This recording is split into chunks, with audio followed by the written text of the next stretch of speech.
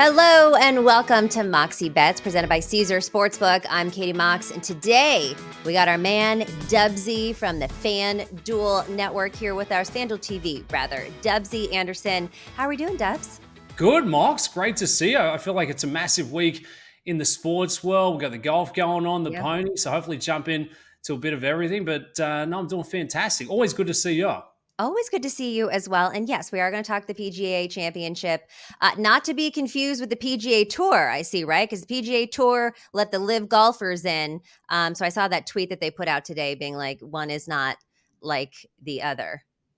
Yeah, it's a little confusing. Professional Golf Association, the PGA Tour, two different bodies, but this tournament is ran by the PGA, not the PGA Tour. So I think I've probably just made it a little bit more confusing. But I guess the big storyline coming into this week, and this is what's so good about the majors, even though we've got a bit of divide in professional golf, that the very best from Live Golf will be here, the very best from the European Tour, the very best from the PGA Tour, and some fantastic storylines coming into this one. You know, Scotty Scheffler, a dominant world number one, the tear that he's been on for 2024. Brooks Koepka, he's off a dominant victory on the Live Tour. And then Rory McIlroy has rattled off back-to-back wins. He's looking for the hat trick, and he may also be looking for something else. Well, you set me up perfectly for this one. I did see the news that Rory is filing for divorce with his wife, Erica, who he met at the 2012 Ryder Cup in Chicago, where she was working for the PGA of America. Man, this is sad. It really is. I'm looking at a picture of them right now in happier times. And he seems like such a likable guy. Obviously, you know, a big PGA hero. He was the one that was fighting for the tour and, you know, didn't like Live, and he got kind of screwed over there in the end. What have you been hearing about this? It's tough. And I mean, you know, it's only sort of been shared across mainstream media as of earlier today. So I'm sure, you know, this has probably been in the works for a little while, and knowing Rory trying to keep it as private as possible. It's not great timing that this news is sort of coming up the week of a major championship at a golf course that Rory won on back in 2014. This was actually his last major championship, so a bit of a 10-year anniversary on that side. But, I mean, I don't know Rory personally, but by all reports is a really good guy. They look so happy. They've got a 3-year-old daughter, so never good to see something on that side of things. In terms of on the betting side, we highlighted Rory McIlroy has been in some fantastic I was going to say, he's using it. Maybe, it's not like they just got broken up today. So you've got to assume the last two tournaments that he has won, they've known that they were broken up or that this was happening, and he's never looked better. Yeah, and look, an angle for me approaching Rory McIlroy, he has always been at his best when he's a little distracted. Why? Because he's not thinking golf swing. You know, you ask anyone out there on the tour, any of the caddies, any of the boys between the ropes, who's got the most talent? It's Rory McIlroy, hands down. It's not even close. Maybe, you know, primetime Tiger Woods. So for Rory McIlroy, he's going to be out there this week. It's never nice to sort of, you know, hear all these questions in the press room, and some of the fans, I imagine, probably will heckle him out there and say a couple of, you know, sort of little jabs to get him wound up. But it's certainly going to get him away from thinking golf swing and more just about being inside the ropes, getting away from all of the other, you know, outside noise. So if anything, for Rory McIlroy, it could be a really good spot. You cannot argue the form. A win at the Zurich, a win last week at the Wells Fargo. He's got the course history coming into this one. We'll get, you know, deep dive into the golf course and who it really suits. And again, it's going to be Rory close to the top of that list. I didn't realize that golf fans, outside of course, like Waste Management and maybe the Ryder Cup, heckle. I thought it was more of a gentleman's game. They start slow, Mox. They start slow until they get a couple of sodas into them, and we're going to be out there in Kentucky. Get in the hole! I love it when they scream that. And look, I used to caddy, and I had to wear sunglasses, and I had to be very careful not to engage, because if you look them in the eyes, they know you've got you. And I think I may have even told you the story before. I would be, you know, on the tee box walking down. I don't have the biggest of calves. You know, one would say a set of chicken legs on me, and they would pick up on it, and they go, "Hey, caddy," and they'd know the name because it's on the back of your bib. Nice legs there, mate. Go and hit the squat rack. You can't turn around and say anything. Don't skip leg day. You get thrown off the course. I only do the beach muscles, Mox. You know this. Oh my god, hey, I like golf a little bit more than I used to now. All right, so let's talk about this, PGA Championship. Obviously, the favorite is Scotty Scheffler coming off of his green jacket win. Now, he has had a couple weeks off, and it's been kind of fun for everybody else because he's just been on fire. Then you got Rory, with the second best odds at +600. Scheffler, +300, not a ton of value there. And then Brooks Koepka, as you said, has been absolutely killing it on the LIV Tour right now, and I believe he won this last year, if I'm not mistaken. He's at 11-1. Anyone in the top three? And I know you like to fish for a little bit more value, but do you think there's anyone in the top three that would be worth betting on? Yeah, and I think you've got to protect yourself this week on the betting side of things. In the golf, it's not so much a one and done; it's more of a six pack that we're trying to build together. I think out of the chalk, Scotty Scheffler, he Yeah, is he's undoubtedly the he's best. ridiculous. He's the Yeah, best in the world, but he's just had a kid. So, it could be a couple of sleepless nights. The yeah, game he's may tired. be a little rusty. For Brooks Koepka, this is his tournament. And why does it suit Brooks Koepka? It's a bruisers kind of tournament. It wants to test everything. You need the distance. You need to keep it in play. And Brooks has figured out the major championships. Keep the big numbers off the scorecard. Grind yourself into the weekend, and then you can make a bit of a run. So I think he's got a good chance coming off that big win on the LIV Tour. And then Rory McIlroy. I mean, I can Yeah. only go off what I have seen on the golf course the last couple of weeks. I don't think this is new news about the divorce with the missus for Rory, so I really don't think that's going to slow him down. And it's a golf course that is tailor-made for his game. Again, this week, the prototypes we're looking for, you want big bombers of the ball. They got to keep it in play. You've Yeah. got to play from the short stuff. Valhalla Golf Course, top 5 longest courses that we'll see on the tour all season long. It also has some of the smallest greens. So if you miss the fairway and you're coming out of that rough, you cannot spin the ball, you cannot flight the ball. Mm. A premium on distance and accuracy this week more so than any other. Okay, yeah, because I was going to ask you about this course down in Louisville, Kentucky. So this is not a course you want to play around on.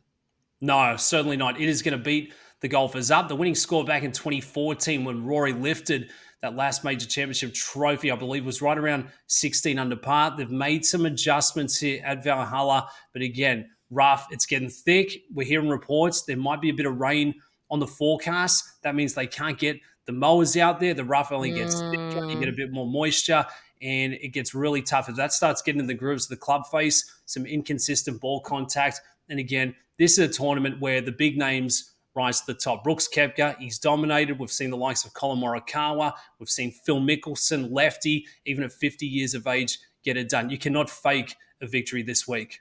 Yeah, and this is the second major, right, Yeah. of the year so far. All right, so let's get into some picks.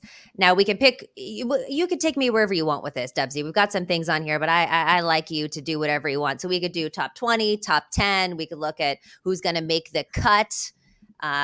Tiger making the cut is always a fun one. Look, Tiger, he's right around 350 to 1, depends where you shop. We'll start with Tiger. Expectations for the big cat. He's still got the distance, he's still got Yeah, the game, but just not getting enough competitive reps in. I think he's going to yeah. have a really tough time trying to make it through to Saturday. What is the ceiling for Tiger Woods these days at a major championship? I think a top 40 would be fantastic, a top 20, and he's overachieved. But I just think, given the length of this golf course, and if he is missing a couple of fairways left or right, I think he's going to be playing catch up from the jump. So I think Tiger, a very tough time trying to make the cut. We highlighted some of the chalk plays up Yeah. top of the board. I like Rory McIlroy out of the shorter prices. And then again, we look at horses for each golf course, and the big bombers really have the edge. There's a couple of live guys coming across this week who I would Okay. not be shocked if they show up. Notably, Bryson DeChambeau. His golf game has Mm. looked a lot better playing on the live series. You can tell that he's determined, he's focused again. He's dropped a bit of weight. He's realized that it's not everything just hitting at 400 yards. He's got to put a bit more attention on that short game. He will need it this week, but I do think the poorer short games around the greens, you can sort of discount that a little as the rough is going to be really thick. You get that runoff, you're not going to have to clip it. You'll get a bit more cushion there. So some of the live guys, I found Okay. Bryson at 28 to 1 and Dustin Johnson at 50 to 1, a couple of prices. Well, and that's the thing is Dustin Johnson used to be chalk, right? So that's Yeah. somebody that you look at that, yeah, could maybe have a good run here that you're getting good value on considering he used to be one of those guys at the top. And he's not too far off. No, he's not. And Dustin Johnson is a guy that shows up, flip a coin. He could Yeah. shoot 6 under on the toughest of ball tracks, or he could shoot 6 over. He doesn't care. He's got paid. Yeah. He's now living the life. Oh, He goes down the man, has he fishing got boat. paid. Yeah. He's living comfortably. He's out there on the Uh-huh. boat, enjoying it with Paulina. But the golf game and the golf IQ, it's absolutely there. If DJ's in the mix after round one, he's not going away. You can still Mhm. get him at a bit of a price there. I've seen him at 50 to 1 plus Wow. 5,000. I think that's a really good number. Bryson, DJ, Brooks, he's going to be there, but he's obviously at a bit of a shorter price and trying to go back to back. So they're the live golfers to take care of. And then on the PGA Tour, some of the big names coming in, we're looking towards the big game hunters. I think the winner from the US Open last year, Wyndham Clark, has stepped up to the mark this season. He's shown us more What consistency. a great story that was last Amazing. year too. I mean, yeah. All right. So is there anyone, I'm sorry, I keep going about Wyndham Clark, and then I'm gonna ask you, is there anyone that could be a great story like that again? Anybody that we should be on the hunt for maybe a little tearjerker? I'll keep going, Mox, because I just got played a couple of days. You're gonna have to cut me off You're a here. golf encyclopedia. So I like Wyndham Clark. I think this is a golf course tailor made for his distance. He can also keep it in play. I like Hideki Matsuyama. There's a bit of an Mm, injury concern, which is why he's not seeing a lot of attention in the market. And Hideki Matsuyama is a player that never gets the attention. He's not flashy. He's not outspoken. Just does his thing. He's already got a green jacket. He had a win earlier this year at Riviera, and he is still sleeping under the radar at 60 to 1 plus 6,000. And I'll throw a little top 40 finishing positions yes. play in. Call it a bit of a homer if you will. Aussie Min Woo Lee. Minus Yeah. 110, even money, top 40. Don't overthink it. Kid has been an absolute stud, and he's eighth in driving distance. We like that. Okay, we like that. So we've seen some 50 to 1, some 60 to 1s, kind of mid-range prices. Any long shots, way out there. And by the way, I was looking at these odds yesterday, and I was like, "Oh, who has the longest odds?" And there's about 30 plus players that are all like, 100 to 1 or 1,000 to 1. So it's hard to pick the longest shot. And that's the beauty of golf. And I guess where this one's different this week is we actually see some of the club teaching pros because it is run by the PGA, not the PGA Tour, the PGA. So we've got a Right. handful of pros that would be down at the local Mooney on Saturday, Sunday, usually, teaching the Yeah. likes of us a couple of That's kind of lessons. fun. They can qualify for this one. As we saw Yeah. last year, Michael Block, I mean, he had a run. He had a hole in one playing with Rory McIlroy. He was contending, through the first 3 days. So maybe we see a sort of special storyline on that side of things. But if you look deep down, some of the players at 200 to 1, your plus 2,000s. I've been banking on Tom Hoagie. He's a ball striker. This is a golf Okay. course that's absolutely going to reward ball striking. Tom Hoagie, I've seen it 220 to 1. So these are some of the Woo. prices that you can get when you play the golf. Obviously, the question mark will be Tom Hoagie. I mean, he hasn't got that many wins straight up, let alone at a major championship. So a lot of things would have to fall in favor. And another young guy, Tom Kim, right around that same number. Recent form hasn't been fantastic, but if he can figure it out, he's not going to take a backward step. A three-time winner on the PGA Tour already. So you talk about how there might be a little bit of rain on this. When I look at this like first round market, obviously Scotty Scheffler at the top here at 12 to 1. And then you got Rory, and then you got Xander Schauffele at plus 2,200. Who do you think, given the weather and this course, could have a strong first round? Might be worth a little dabble there in the round one market. Yeah, I'd be looking towards a couple of players that I've been going after for a minute now at the major championships. Cameron Young, I've seen him listed at 50 to 1 plus 5,000 for your round one low score. He plays his best golf at the majors. He's one of the best drivers at the golf ball, but he just can't get it together on a Sunday afternoon. He doesn't really blow up and put a quadruple bogey on the scorecard. He just does enough to sort of take himself out of the equation. So the round one low score, where there's not a lot of pressure, he should get a soft golf course that rewards that flag hunting approach that we see from the likes of a Cameron Young. I think that's a really good price. And Tommy Fleetwood's another one, still searching for his very first win on the Yeah. PGA Tour. I don't care if you follow golf week in, week out. If you tune in just for the Masters or for the majors, you probably know who Tommy Fleetwood is. He's got the best lettuce in professional golf, but he still hasn't won on the tour. He absolutely has Sunday-itis. Go after him in the round one low score market where you don't Okay. have that extra pressure. Okay, smart, very sharp. This is why we have you on the show. All right, looking at some of these matchups here, and these are two guys that you talked about potentially winning this thing, Bryson DeChambeau and Brooks Koepka. Brooks Koepka, the favorite here, minus 140. You can get DeChambeau at plus 110. What do you think of this one? A couple of the heavyweights, a couple of the big bad bruisers from the Live Tour coming across. They both play it in a similar way. I would say Bryson DeChambeau for me. Brooks Okay. coming off that win last year. He did have a dominant score on the Live Series, but I really think Bryson DeChambeau is going to show up and impress a lot of people. And the thing for Bryson is he's not afraid to be a front runner. He could get after it from day one and absolutely carry it through Sunday. Brooks is not going away. That's one of the best head-to-head matchups that we'll see all weekend long. All right, so I like it. I'm looking at some of these props. You could bet on a hole winner. You could bet on group hole winners. You could bet on hole score. Any of those kind of more niche markets that you get involved in, or do you just kind of stick to the stuff? No, I mean, we get after Yeah. all of it, winning You get a scores, little round one low degen. scores, head to head. I would say, Mox, that the best way to attack the whole scores and round scores is probably after day one. So build your outrights together, but then see what the golf course is giving us. You know, it's been a good 10 years since we played here back in 2014. Given the adjustments, we really don't know how to measure which holes are going to show a bit of bite back, where some of the Yeah. pin placements are being a Nicklaus design. So let's get through round one, round two, and then you can jump into it moving through Okay. the weekend. And that's the best thing about the golf betting. There's no shortage of prop markets as we move through the tournament. But again, keep an eye on that live data. The guys who are missing a lot of putts on the golf betting side of things, they're the ones with the upside. Buy low, sell high. If they're missing a lot of putts, but getting a lot of birdie opportunities, that spells improvement moving into the weekend. All right, we're going to take a quick break here. We come back. We're talking the ponies with our guy Dubbsie from FanDuel TV. Don't go anywhere. Why should you bet with Caesars Sportsbook? Two words, Caesars Rewards. Every bet brings you closer to the type of benefits only Caesars can offer. Hotel stays, VIP experiences, sports and concert tickets, and more. It's not just an app, it's an empire. Back here on Moxie Bets, presented by Caesars Sportsbook with our guy from FanDuel TV, Dubbsie Anderson. He gave you everything that you needed to know about betting the PGA Championship this week. But now the multifaceted Dubbsie is going to talk Preakness picks with us because he also bets the ponies. Dubbsie, we can't talk about the Preakness without talking about the Kentucky Derby and that photo finish by a literal nose. You had Mystik Dan and Sierra Leone and Forever Young all up there. What did you think of that finish? And did you win any money?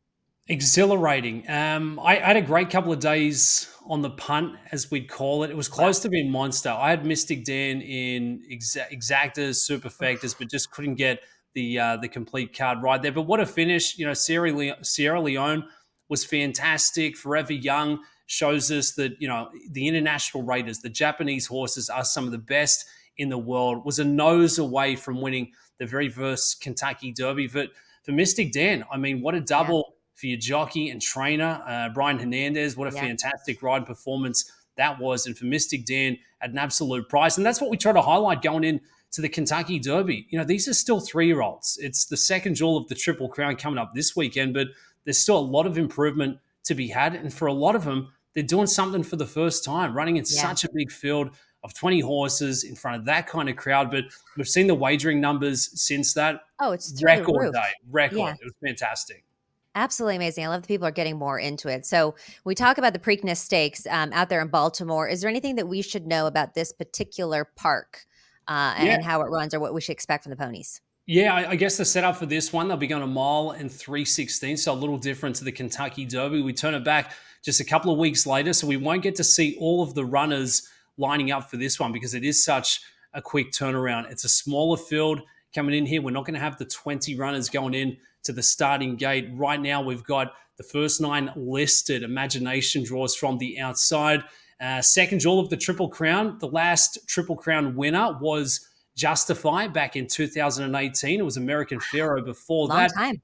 Yeah, it's been a minute, and it's not an easy feat to accomplish because of the turnaround, because it Yeah. is so tough trying to go against some of the best 3-year-olds in the world. But the big storyline for this one is the return of trainer Bob Baffert. Now, Bob Baffert, a Hall of Famer, has the record number of wins here at the Preakness, was not allowed to go in the Kentucky Derby. He's still suspended from Churchill Downs, Now, and he's why got a was he suspended? so going back a couple of years, the winner of the Kentucky Derby, trained by Bob Baffert, tested positive for a banned substance post Mm. race. Was 2 years extended from Churchill Downs. But So this is so crazy because the trainers, all they're doing is instructing the horse what to do. They're not actually racing. Are there performance enhancing drugs for the jockeys? no, no, no, not for the jockey. I mean, Oh, the horse. yeah, The for the oh, horse, for okay. the horse. Sorry, I was I like, should have clarified that. I should have clarified, but I think they could do whatever they want. All right, yeah, got it. it's caused a lot of discussion over the last couple of years. If the rules were broken, absolutely, you've got to do your time. But there's no Yeah, arguing that Bob Baffert is one of the best trainers that we've ever seen, and yeah. he's got some of the best 3-year-olds, which Connection saw fit to not run in the Kentucky Derby. They could have left Bob Baffert's barn, gone to another trainer, and ran in the Run for the Roses, but they said, no, no, no, we're going to stick with Bob. We're going to point towards the Preakness, and suddenly it looks like all things are going to run through Bob Baffert on Wow. Saturday afternoon out there at Pimlico. All right. So obviously, I've bet on horses before, but I just basically throw spaghetti at the wall. What should people be looking for if they're a first time better or if they haven't been that great at betting the ponies?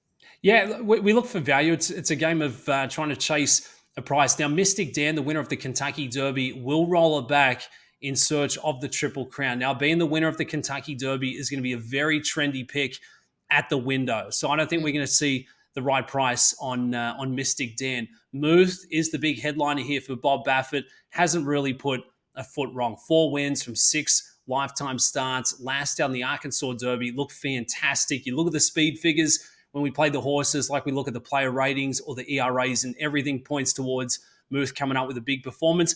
But for Okay. me, I'm still looking for upside, and I really do think we might be able to catch Catching Freedom for Brad Ooh, Cox at a bit of a price. Now, Catching okay. Freedom ran in the Derby as well, runs a pretty game 4 of 20, but I turn it back to the Louisiana Derby. Monster closing kick, clocked a really nice speed fig. Brad Cox is one of the best trainers, especially of 3-year-olds in the business, and we get Flavion Pratt in the irons. Catching Freedom will start from post position 3, listed at 6-1 on the morning line, with a step forward, with an enticing trip. If Muth gets after it on the front end with plenty of that early speed, may cop a bit of pressure, may tire late. The best closing kick that I'm seeing across these runners is behind Catching Freedom. Hopefully, we can get a bit of a price.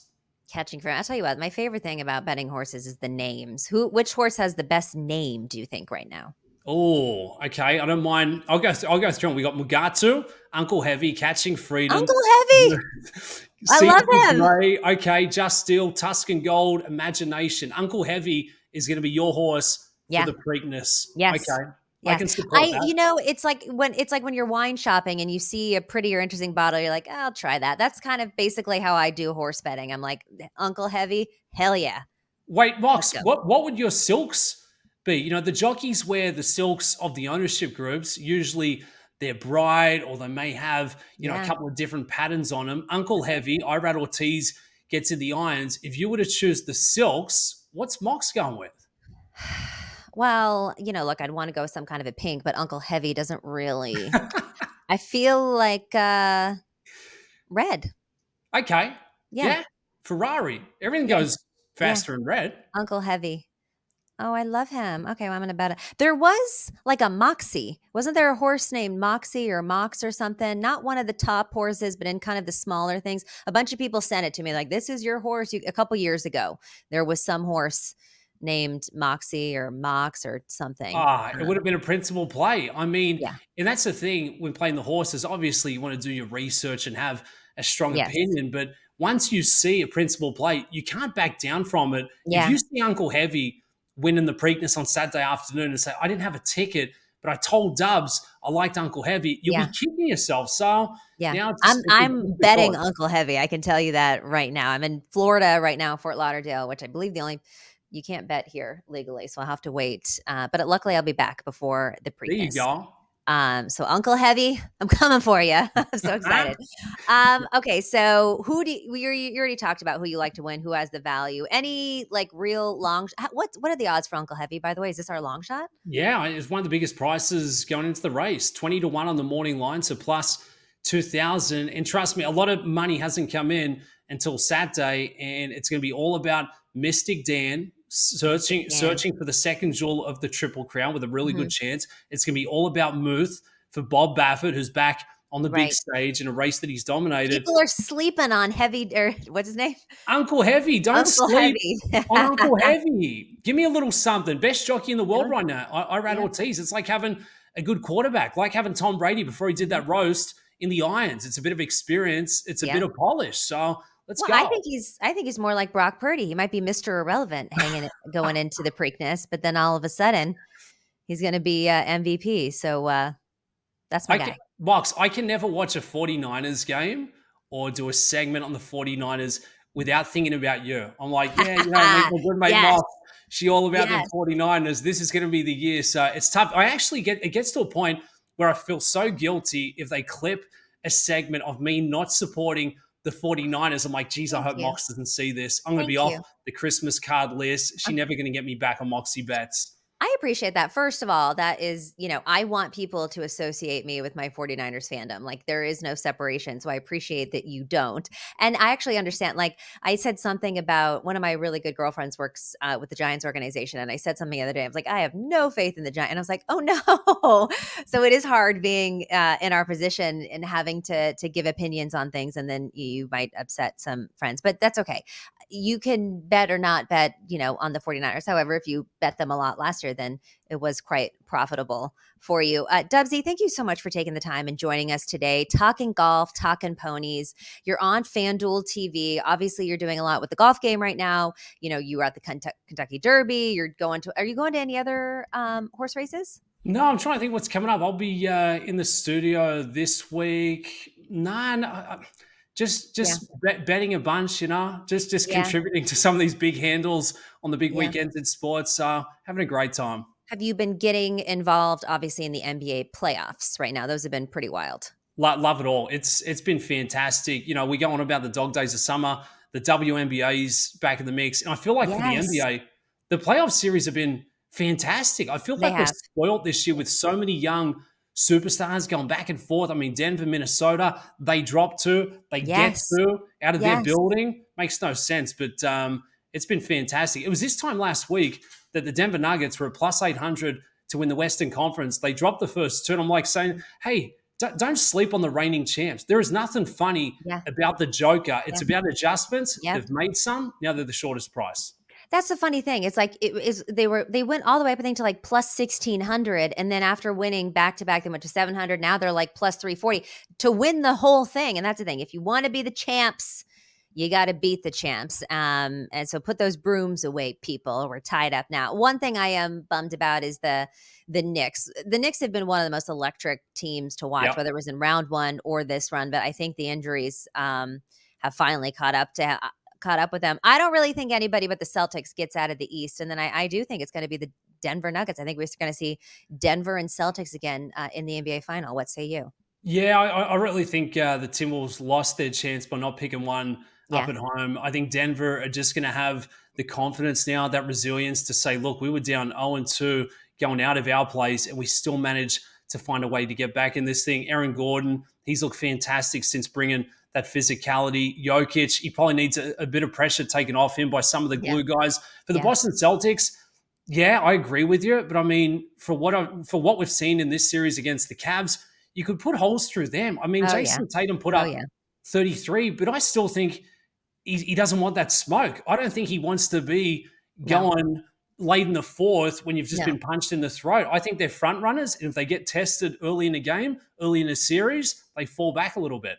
They also haven't been very good at home. They tend Yeah. to win well, I mean, obviously, they didn't win on the road in this last one, but oh, no, they did. They just didn't cover, which, first of all, I mean, that last night's game drove me insane. They were up by 10 almost all game long. And then they'd start playing with their food a little bit. And then Jason Tatum gets two free throws. He makes those. We're at the cover. And then Levert, just a meaningless at Yeah. the buzzer, end of the game, already down 8 points, and, got the cover for, people on the other side, but us Boston backers, Liverett is dead to me now. But Dubbsie, thank you for indulging me in a little NBA talk and for talking everything with us. Let the people know where to find you. Obviously, Mr. Dubbsie on social, FanDuel TV daily or Monday Yeah. through Friday? Yeah. Monday through Friday, 9 to 11, West Coast, Pacific. I should really figure that out. I've been here long enough. So catch Yeah. us on FanDuel TV, talking all things from the ponies to the hoops, the Stanley Cup, MLB, PGA Tour, WNBA. What Yeah. else have we got in the mix? Having NFL a good schedule time. is gonna be released tomorrow, right? I think, so we're gonna be Yeah, talking that pretty soon too. I'm excited. I don't think I've told you, but the 49ers are my team. I got a good friend who supports. I'm not sorry. That's Yeah. yeah. That's you. They've got an Aussie punter. That's my lean. Let's go 49ers. Yes, let's go 49ers. Love that. All right, this is our guy, Andrew Dubbsie Anderson. Again, FanDuel TV, follow him at Mr. Dubbsie on social. This has been Moxie Bets presented by Caesar Sportsbook. Don't forget to follow us as well at Moxie Bets, and we'll see you next time.